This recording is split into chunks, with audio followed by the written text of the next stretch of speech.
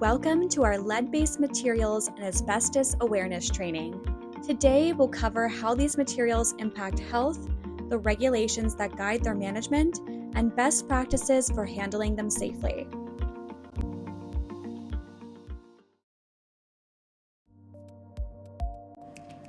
Let's start with lead-based materials, safety and awareness. Lead is a naturally occurring element that was commonly used in various compounds in the past. In paints, compounds like lead chromate, lead carbonate, and lead oxide were added to improve drying time, resistance to corrosion, and improve overall durability. However, lead is a toxic substance, and exposure can cause serious health issues, particularly for children and pregnant individuals. Recognizing these risks, the United States prohibited lead in household paints in 1978. Even with this ban, lead contamination from old paint, dust, and soil can still pose significant risks if not properly addressed. Lead is commonly found in various building materials. You might encounter it in old paint, surface coatings, and in pipes, faucets, and solder fittings. It's also present in electrical conduit, decorative cornices, tank linings, and even tinted mortar. Additionally, lead can be found in cable and wiring and in stained glass. Understanding where lead may be present is crucial for managing and mitigating potential health risks. It's important to note that lead poses health risks primarily when it's aerosolized or disturbed. Undisturbed lead, such as lead paint or lead-containing materials that are intact and not generating dust, generally do not pose a health hazard. However, if lead is disturbed or becomes airborne, it could be inhaled or ingested, leading to potential health issues. Now on to Bluestone's policy. Check the property notes to see when the building was constructed. If it was built before 1978, the building likely contains lead in some areas and will require some additional steps. If it was constructed after 1978, you may proceed business as usual. For buildings constructed before 1978, trained personnel are authorized to cut up to a 3x2 square foot area of building materials with proper PPE. Ensure you contain any dust with a tarp, and when finished, vacuum thoroughly and wipe down surfaces. If the area you need to work on is larger than 6 square feet, a lead abatement and encapsulation vendor will be needed. Stop work and contact your supervisor. Now we're moving on to asbestos safety and awareness.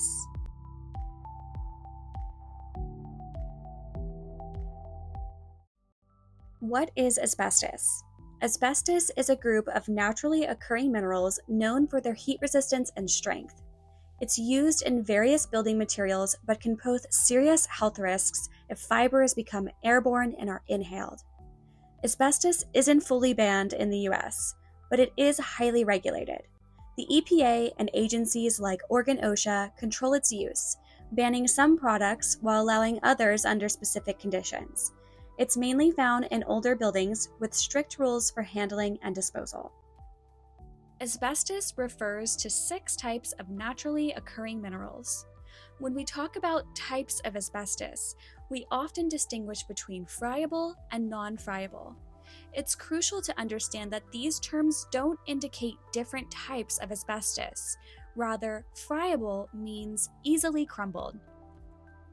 Non-friable asbestos contains a binder that helps keep it more solid. When any of these types of asbestos fibers become airborne due to aerosolization or crumbling, they can be inhaled, posing significant health risks such as lung disease and inflammation. Under our CCB license, trained personnel are authorized to handle non-friable asbestos with the appropriate PPE. It's important to know that building materials that become crumbly or friable may contain asbestos. If this is suspected, testing and abatement should be conducted by a certified asbestos vendor. Once thought of as a miracle mineral for its ability to withstand water, heat, fire, electricity, and even chemical corrosion, asbestos has been used by humankind for over 4,000 years. The earliest evidence of asbestos has been found in pots and cooking utensils that date back to Stone Age Finland. The ancient Egyptians used to cremate their dead wrapped in bundles of woven asbestos, so the body would burn to ashes without intermixing with the cloth. The earliest written record of asbestos, the word asbestos meaning inextinguishable, dates back to 300 BC, where ancient Greek philosophers wrote that slaves who worked with the material often ended up with lung complications, but they were so in awe of its seemingly magical properties, they continued to use it. Coming further forward, the Romans used asbestos for building materials, and it's rumoured that they would throw asbestos cloths into the fire to clean, because when they pulled them out, they were unharmed and whiter than when they went in. And so the illusion continued. In medieval times, asbestos was woven into clothing that was used as insulation in suits of armour, and tablecloths that were used by the wealthy. And by the time we reached the end of the 19th century, the Industrial Revolution had made the most of it. Asbestos was used by railway engineers to line refrigeration units, boxcars and cabooses, and it was used by shipbuilders to insulate steam pipes, hot water pipes, boilers and incinerators. During the war, shipbuilding was at its peak, so millions of workers were exposed to asbestos. At the turn of the 20th century, asbestos was still widely used, but the illusion started to fade.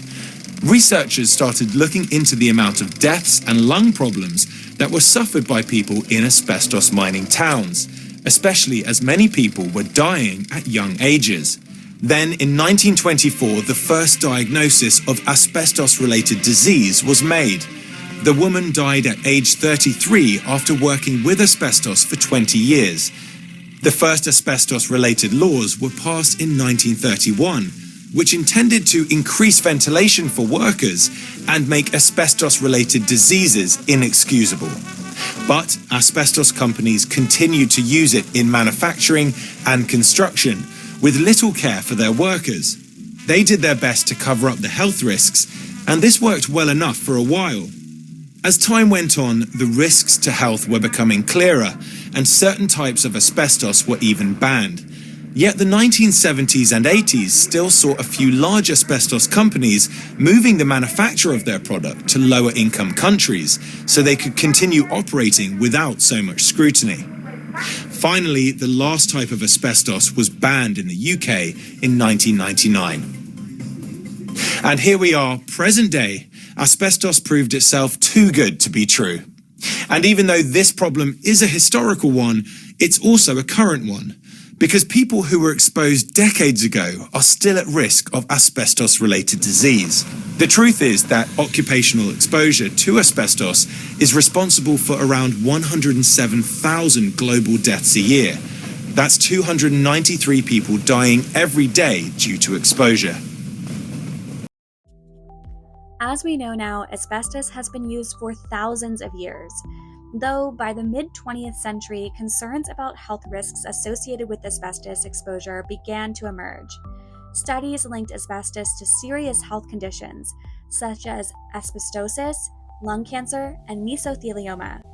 This led to increased regulations and bans on its use in many countries, though it is not entirely banned in the United States. Despite these restrictions, asbestos remains a concern in older buildings and products where it was previously used. The 1940s gave way to many prolific heroes that are still lauded today. Captain America and the Green Lantern in 1940, along with Captain Marvel and Wonder Woman in 1941. The 40s also gave way to some titular villains as well, most notably the Joker and Catwoman. You want to lift, big boy? But you know who might even be more notablier? In 1947, we meet Marvel's The Asbestos Lady. Introduced in Human Torch number 27, the Asbestos Lady was created by Mike Sekowsky, one of the early pencilers of the Justice League. Her true identity is Victoria Murdoch, the sister of notorious racketeer Killer Murdoch. After hearing about the newest technological advancements in the science of asbestos by science man Fred Raymond, unaffected by fire, asbestos possesses rare qualities. She sought to recruit him to her ragtag gang. You want to lift, big boy? Of course, she was repelled by the Torch, who had been watching from a distance. To exact her revenge, she derails a train, causing a massive wreck that resulted in the death of most of the Raymond family, all but little Thomas, who turned out to be immune to the flames from the crash. Victoria took notice and stalked the boy until she was once again thwarted by the Human Torch, who melted her boots into the ground. Classic. The final straw for the Asbestos Lady came when Toro and Torch stopped her twin brother, Killer Murdoch, who was then put to death for his crimes. She tried and tried again to exact her revenge on the crime-fighting duo, but ultimately never got the chance as she died in the 90s of idiopathic mesothelioma at age 45. As we just learned, asbestos was the superhero material we never needed and used in almost every area of construction for literally centuries. Because of this, asbestos can be found nearly everywhere in older buildings. Common locations include insulation around pipes and heating systems, vinyl flooring and tiles, roofing materials, siding, and textured paints like popcorn ceilings. It's also present in ceiling tiles, gaskets, plaster, and some cement products. Identifying these areas is crucial for proper management and safety. Now on to Bluestone's policy. Before cutting into building materials, check the property notes to see if more information regarding asbestos testing is provided. If asbestos is known in the building, do not proceed with any work orders that require cutting of building materials and contact your supervisor. As we discussed, both friable and non-friable asbestos present a health hazard. Friable asbestos is our biggest concern as it can be easily inhaled. It's important to note that while you are authorized to work with non-friable asbestos under our CCB license, it can become friable at any time if it aerosolizes.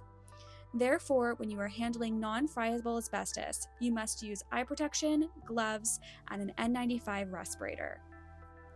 If you find that you're working with a building material that becomes crumbly or aerosolizes, you should stop working and request that your supervisor have the building material tested and abated.